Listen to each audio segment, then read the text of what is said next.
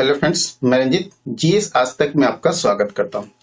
दोस्तों, मौर्य साम्राज्य से संबंधित आज ये दूसरा वीडियो है और इस वीडियो में हम लोग मौर्यों की उत्पत्ति के बारे में जानेंगे। पिछले वीडियो में हम लोग मौर्यों के स्रोत के बारे में जाने थे कि किस तरह से कौन कौन से स्रोत हैं जो मौर्य वंश के बारे में हमें जानकारी देती है। ठीक है, तो आज हम लोग इस वीडियो में पूरे विस्तार से जानेंगे कि मौर्यों की उत्पत्ति कैसे हुई है।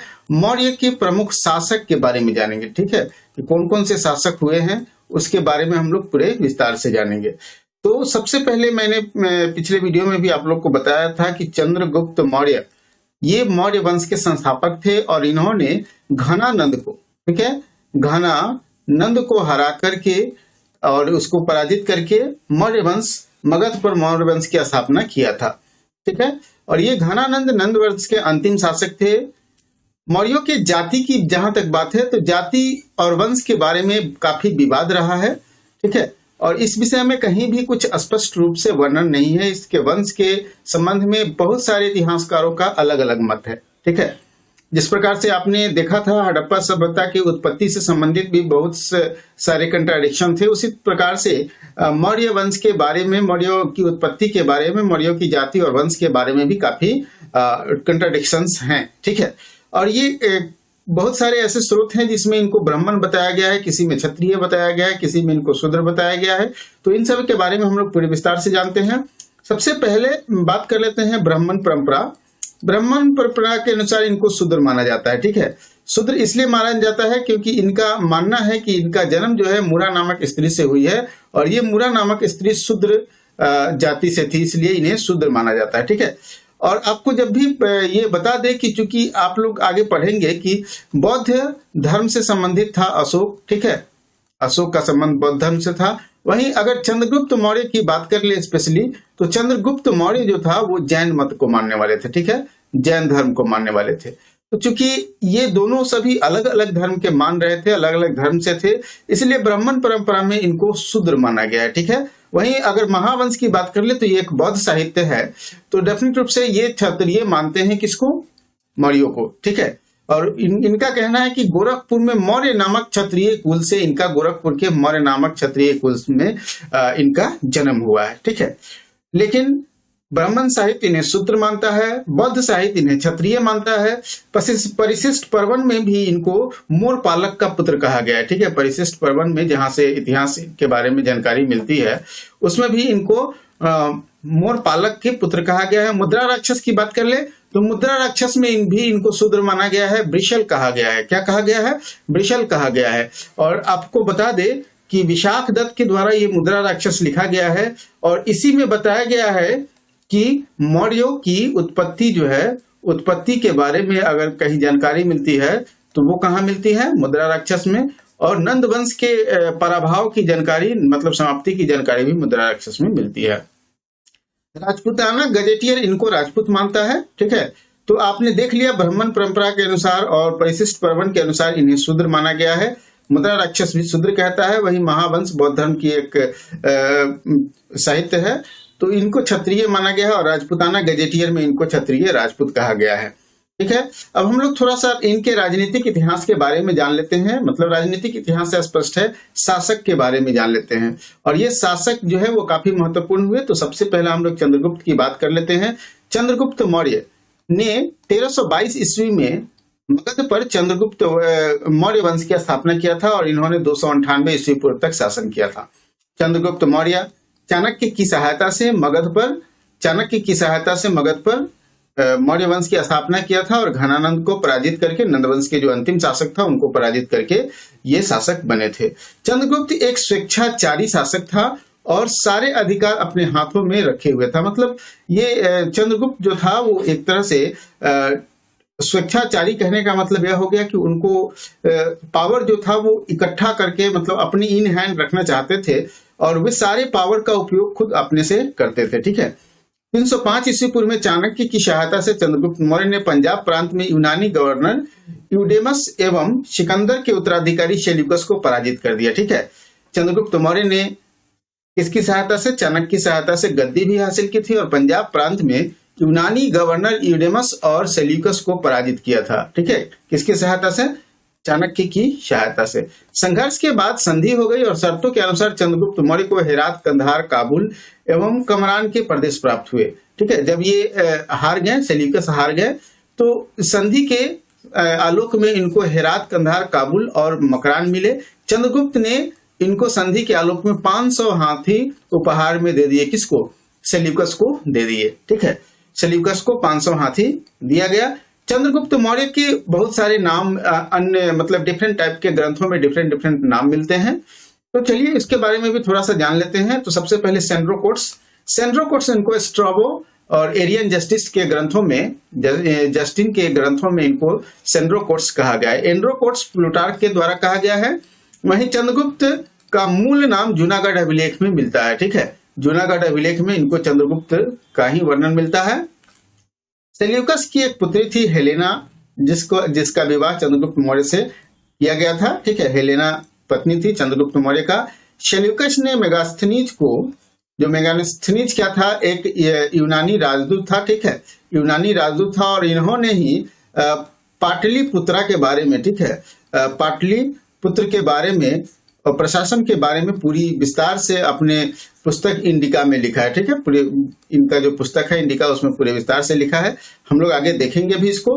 तो मेगास्थनीज को अपना दूत बनाकर चंद्रगुप्त मौर्य ने भेजा था। कहाँ? उसने इंडिका की रचना की। सेल्यूकस जो था वो मेगास्थनीज को चंद्रगुप्त मौर्य के दरबार में अपना दूत बनाकर भेजा था। सेल्यूकस निकेटर ने मेगास्थनीज को चंद्रगुप्त मौर्य के दरबार में अपना दूत बनाकर भेजा था और इसी मेगास्थनीज के द्वारा एक बहुत ही महत्वपूर्ण पुस्तक लिखी गई थी जिसका नाम था इंडिका। क्या नाम था? इंडिका नाम था। ठीक है, इंडिका।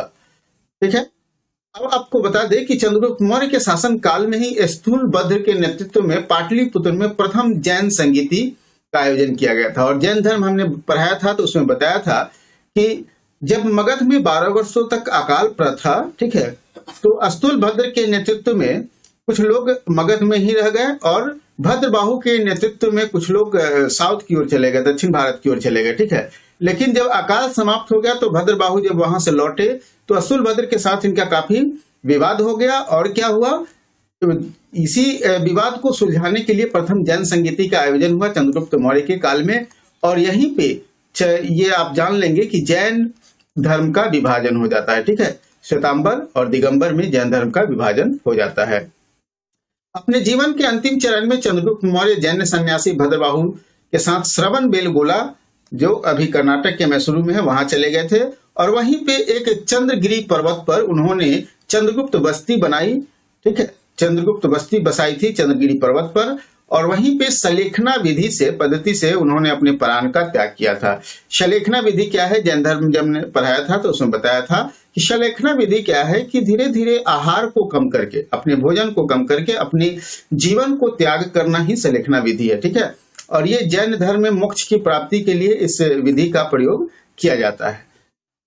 तो जैसा कि मैंने पहले आप लोग को बताया था कि मेगास्थनीज के बारे में हम लोग पढ़ेंगे। तो मेगास्थनीज जो था वो सेल्यूकस निकेटर का दूत था और इनको 7 वर्ष के लिए चंद्रगुप्त मौर्य के दरबार में भेजा गया था। किसके दरबार में? चंद्रगुप्त के दरबार में भेजा गया था। और इन्होंने यहीं पे इंडिका नामक पुस्तक लिखा था जो अभी अप्राप्त है, लेकिन विभिन्न प्रकार के यूनानी ग्रंथों में इस इंडिका के बारे में चर्चा किया गया है, जिसे एरियन लेखक जो थे एरियन डायोडोरस और स्ट्रैबो आदि ने इनके लेखों का उल्लेख किया है। और उसी के आधार पे पता चलता है कि इंडिका नामक पुस्तक जो मेगास्थनीज के द्वारा लिखा गया था, उसी में इन सभी तथ्यों का वर्णन किया गया है। ठीक है, उनने ये मेगास्थनीज जो थे उन्होंने पाटलिपुत्र को पोलीबोथा कहते थे। क्या कहते थे?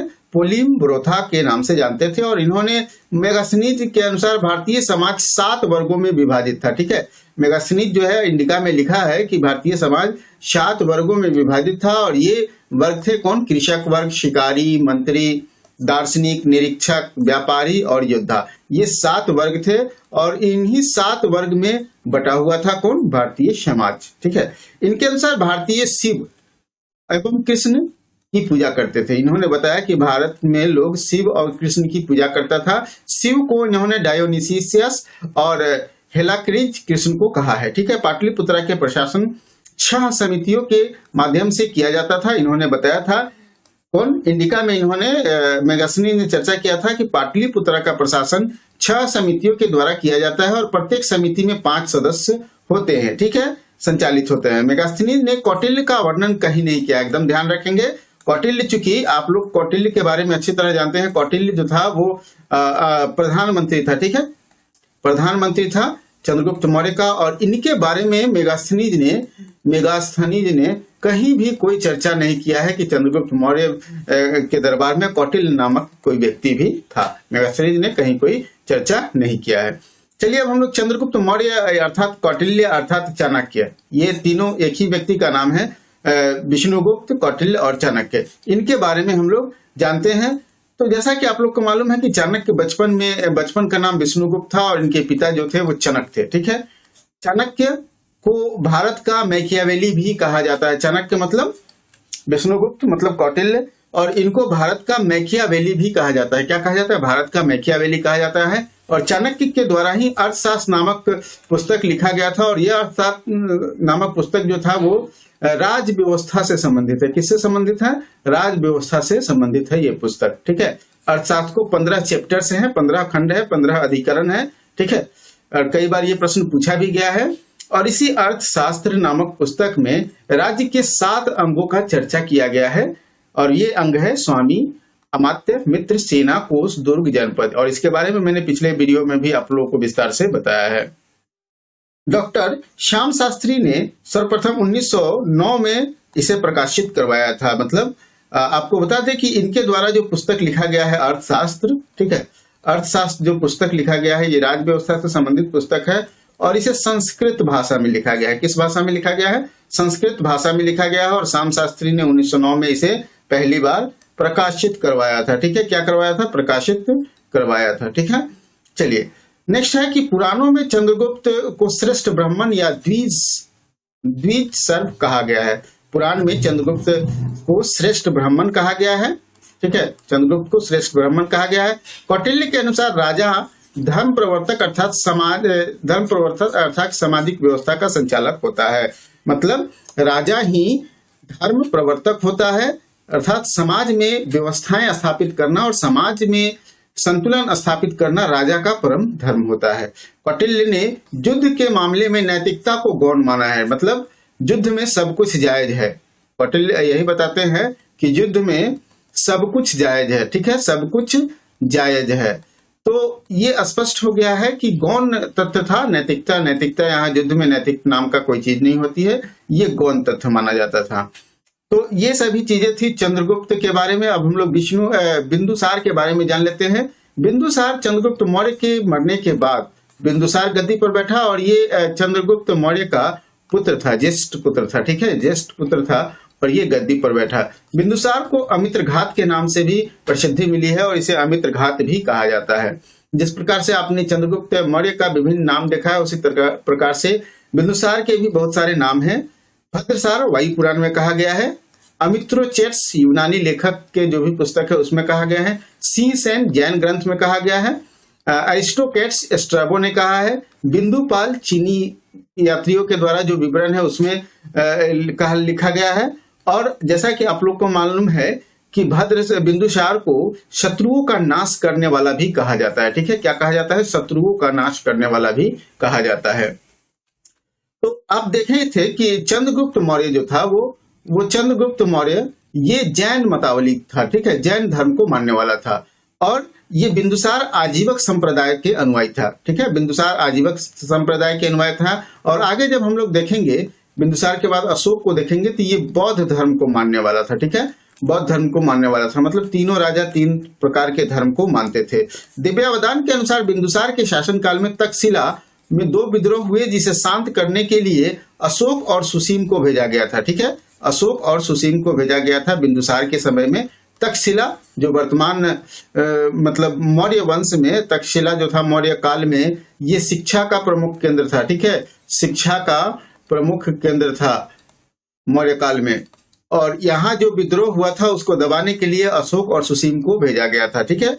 स्ट्रैबो के अनुसार बिंदुसार के दरबार में सीरियाई शासक एंटियोकस प्रथम जिसको हम लोग सेरेटर भी कहते हैं, ने डायमेकस को अपना दूत बनाकर भेजा था। बिंदुसार के दरबार में स्ट्रैबो कहते हैं कि बिंदुसार के दरबार में सीरियाई शासक जो था एंटियोकस ने डायमेकस को अपना दूत बनाकर भेजा, जिसे मेगास्थनीज का उत्तराधिकारी माना जाता है। तो कई बार प्रश्न पूछा गया है कि मेगास्थनीज का उत्तराधिकारी कौन था, तो याद रखेंगे मेगास्थनीज का उत्तराधिकारी डायमेकस था। कौन था? डायमेकस। ठीक है। टॉलमी द्वितीय ने भी डियोनिसियस को अपना दूत बनाकर बिंदुसार के दरबार में भेजा था। टॉलमी द्वितीय ने डियोनिसियस को अपना दूत बनाकर बिंदुसार के दरबार में भेजा था। उसी तरह इथिसियन के अनुसार बिंदुसार को एंटियोकस प्रथम ने मदिरा, सूखे अंजीर और दार्शनिक भेजने का अनुरोध किया था। ठीक है। एंथियकस के अनुसार बिंदुसार ने एंटियोकस से कहा था कि भाई हमें सूखे अंजीर भेज दीजिए, एक दार्शनिक भेज दीजिए और मदिरा भेज दीजिए। ठीक है। और इसमें क्या हुआ था कि मदिरा और सूखे अंजीर तो भेज दिया गया था, लेकिन दार्शनिक नहीं भेजा गया था। ठीक है। तो ये एथीनियस के लेख से पता चलता है। आरंभ में चाणक्य बिंदुसार के प्रधानमंत्री थे, क्योंकि चंद्रगुप्त मौर्य के प्रधानमंत्री थे चाणक्य। ठीक है।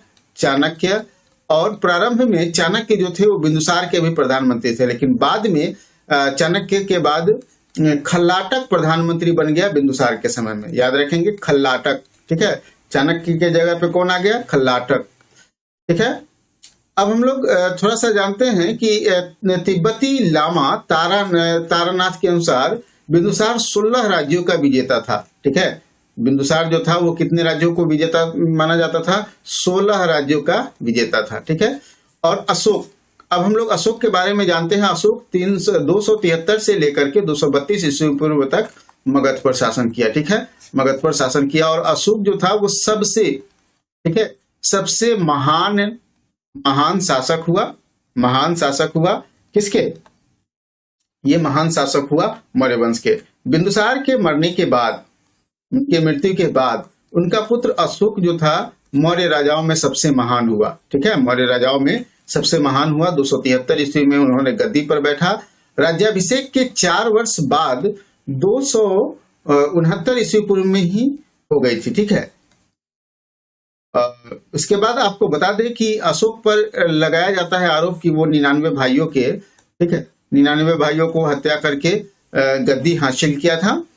तो इस तरह का कोई ऑथेंटिक स्रोत नहीं है, लेकिन ऐसा उस पर ये कई जगह आपको मिलेगा। पुराण में अशोक को अशोक वर्धन कहा गया है। गिरनार अभिलेख में अशोक मौर्य कहा गया है, अशोक को अशोक मौर्य कहा गया है। भाब्रू अभिलेख में प्रियदर्शी कहा गया है, और भाब्रू अभिलेख में ही अशोक ने स्वयं को सम्राट कहा है। याद रखेंगे, स्वयं को सम्राट कहा है। ठीक है। उसके बाद मैंने पिछले वीडियो में बताया था मूंग। ठीक है। मूंग याद रखेंगे। तो ये था मूंग, मतलब मास्की, उदयगोलम, नेटूर और गुर्जरा। ये अभिलेख में अशोक का मूल नाम, अशोक का जो मूल नाम था अशोक, उसकी चर्चा किया गया है। अशोक का मूल नाम का वर्णन यही 4 अभिलेख में किया गया है, मास्की, उदयगोलम, नेटूर और गुर्जरा। ठीक है। आपको मालूम है कि मास्की मध्य प्रदेश, गुर्जरा, नेटूर, उदयगोलम अभिलेख में अशोक का नाम मिलता है, मतलब मूल नाम मिलता है। ठीक है। और यहाँ मैंने आपको बता ही दिया, जो पिछले वीडियो में भी मैंने आप लोग को बताया था। अशोक की माता का नाम जो था वो सुभद्रांगी जो था, और ये चंपा के एक ब्राह्मण की पुत्री थी। ठीक है। अशोक के माता का नाम क्या था? सुभद्रांगी, और ये चंपा के एक ब्राह्मण की पुत्री थी। शासक बनने से पहले अशोक तक्षशिला एवं अवंती का गवर्नर रह चुका था। और आपको मालूम है कि बिंदुसार के समय जो तक्षशिला में विद्रोह हुआ था तो अशोक को भेजा गया था। ठीक है। तो शासक बनने से पहले अशोक जो था वो गवर्नर रह चुका था तक्षशिला और अवंती का। शासक बनने से पहले वो उज्जैन का भी गवर्नर रह चुका था। ठीक है। मतलब तक्षशिला, अवंती और उज्जैन का गवर्नर अशोक रह चुका था शासक बनने से पहले। असंघमित्रा एवं कारुवाकी अशोक की 2 पत्नियां थी।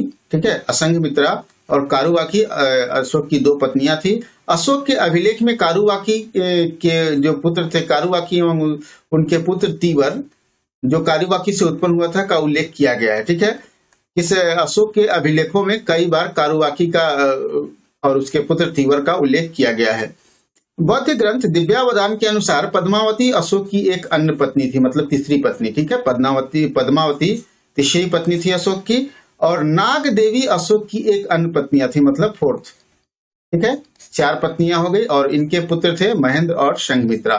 ठीक है, और इसी नाग देवी के पुत्र थे महेंद्र और संघमित्रा, और इन्हीं महेंद्र और संघमित्रा को देखेंगे कि अशोक श्रीलंका भेजता है। कहां भेजता है? श्रीलंका भेजता है। किस लिए? बौद्ध धर्म के प्रचार के लिए, बौद्ध धर्म के प्रचार के लिए। तो अच्छी तरह आपको समझ में आ गया। अशोक के अभिलेखों में उसे देवा नाम प्रियदर्शी, मतलब देवताओं के प्रिय या प्रियदर्शी भी कहा गया है। ठीक है, अशोक को अभिलेखों में क्या कहा गया है? देवा नाम प्रियदर्शी या देवताओं के प्रिय कहा गया है। कलहन की राजतंत्र के अनुसार, ठीक है, अशोक ने श्रीनगर की स्थापना की। जो आप देख रहे हैं जम्मू कश्मीर, श्रीनगर एवं जम्मू कश्मीर एवं श्रीनगर जो देख रहे हैं, ये श्रीनगर शहर जो है वो अशोक ही बसाया था। ठीक है, अशोक ही बसाया था। ठीक है, अब हम लोग कलिंग युद्ध की बात कर लेते हैं, जो अशोक के काल में सबसे महत्वपूर्ण कड़ी थी। ठीक है, सबसे महत्वपूर्ण कड़ी थी अशोक को बौद्ध धर्म की ओर डाइवर्ट करने का। तो कलिंग युद्ध का वर्णन 13वें शिलालेख में किया गया है। 13वें शिलालेख हमने पढ़ाया है, उसमें बताया है कि 13वें शिलालेख में अशोक के कलिंग युद्ध का वर्णन किया गया है। राज्याभिषेक के 8 वर्ष बाद, ठीक है, राज्याभिषेक के 8 वर्ष बाद 261 ईस्वी पूर्व में देवों के प्रियदर्शी राजा अर्थात अशोक ने कलिंग पर विजय प्राप्त की। यह शिलालेख कलिंग राजा के विषय में मौन है। मतलब यह शिलालेख यह नहीं बताता है कि उस समय कलिंग का राजा कौन था, कलिंग का राजा कौन था, ये शिलालेख नहीं बताता है। कौन? 13वां शिलालेख। लेकिन कलिंग युद्ध और उसके विजय के बारे में ये 13वां शिलालेख बताता है कि अशोक जो था वो अपने राज्याभिषेक के 8वें वर्ष कलिंग पर हमला किया और कलिंग को जीत लिया। ठीक है, और आपको बता दें कि कलिंग विजय में इतनी जान माल की क्षति हुई कि अशोक को इन युद्धों से मोह भंग हो गया, और यह मोह भंग होने के बाद ये बौद्ध धर्म की ओर आकर्षित हो गए। ठीक है, और बौद्ध धर्म को अपना लिया। खारवेल के हाथी गुफा अभिलेख के अनुसार नंदराज इस समय कलिंग का शासक था। ठीक है, खारवेल का हाथी गुफा लेख कहता है, खारवेल खुद ये था, कलिंग नरेश था। ठीक है, तो उस खारवेल के हाथी गुफा अभिलेख से पता चलता है कि नंदराज उस समय जब अशोक हमला किया था उस समय कलिंग का शासक था। इस युद्ध के बाद अशोक को गहरी व्यथा हुई, और उसके बाद क्या हुआ कि उसने दूसरे राज्यों को युद्ध करने की नीति का त्याग कर दिया, युद्ध की नीति को त्याग कर दिया। मैंने पहले भी बताया कि कलिंग युद्ध में इतनी जान माल की क्षति हुई कि अशोक ने युद्ध की नीति को ही त्याग कर दिया।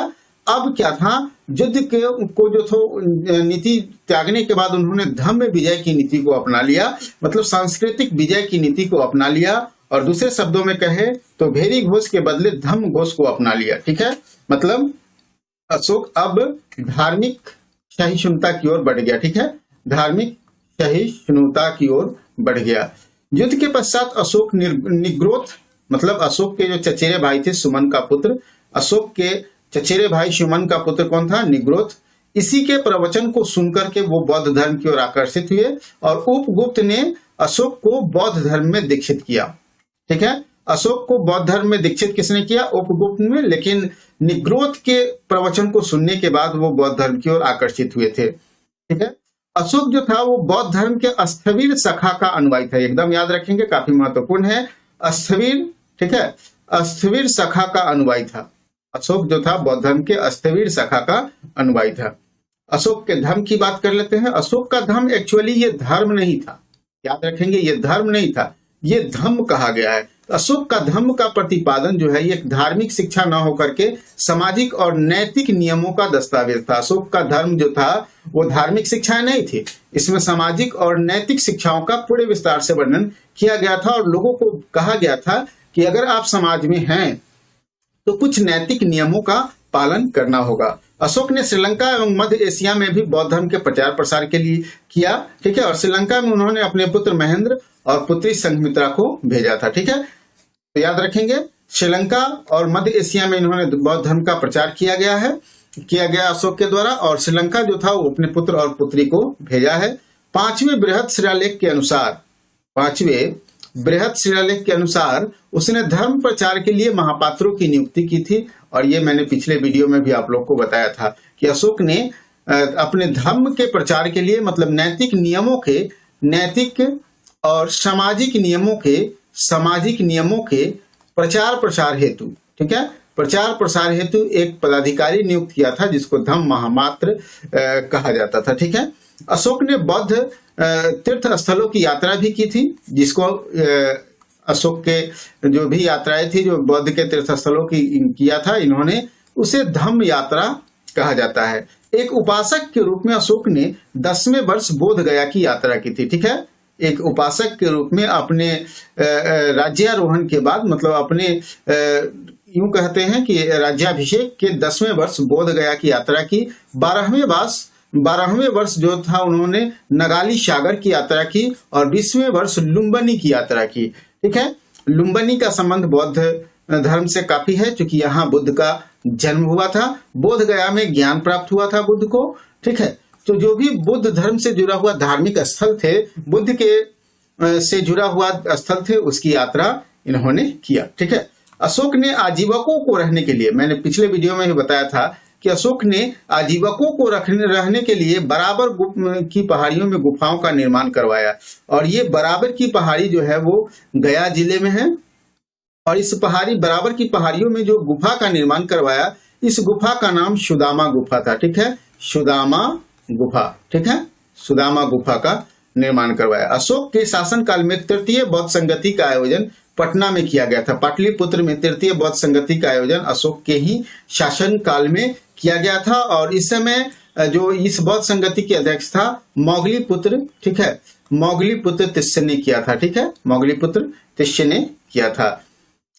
यूरोपीय लेखक अशोक की तुलना रोमन सम्राट, ठीक है, कॉन्स्टेंटाइन से करते हैं। यूरोपीय लेखक जो है अशोक की तुलना किससे करते हैं? कॉन्स्टेंटाइन से करते हैं, और ये रोमन शासक था। ठीक है, अब हम लोग जान लेते हैं दशरथ के बारे में। ठीक है, दशरथ के बारे में, अशोक के बारे में जान लिए। दशरथ जो था वो एक्चुअली अशोक का पोता था, पौत्र था। ठीक है, अशोक का पोता था। शासन काल में दशरथ के शासन काल में गया में, जो बिहार में स्थित है, और बराबर की पहाड़ियों में, ठीक है, दशरथ ने बराबर की पहाड़ी में भी गुफाओं का निर्माण करवाया, और जिसका नाम था लोमस। ठीक है, लोमस ऋषि गुफा। ठीक है, लोमस ऋषि गुफा का निर्माण करवाया था बराबर की पहाड़ियों में। और नागार्जुन पहाड़ियों में भी आजीवकों को रहने के लिए 3 गुफाएं बनवाया था ये दशरथ ने, जो अशोक का पुत्र था। दशरथ ने भी अशोक की भांति देवा नाम प्रिय की उपाधि धारण की। तो अब यह भी काफी महत्वपूर्ण हो गया है, इसको भी याद रखेंगे कि दशरथ ने अशोक की भांति देवा नाम प्रिय की उपाधि भी धारण की थी।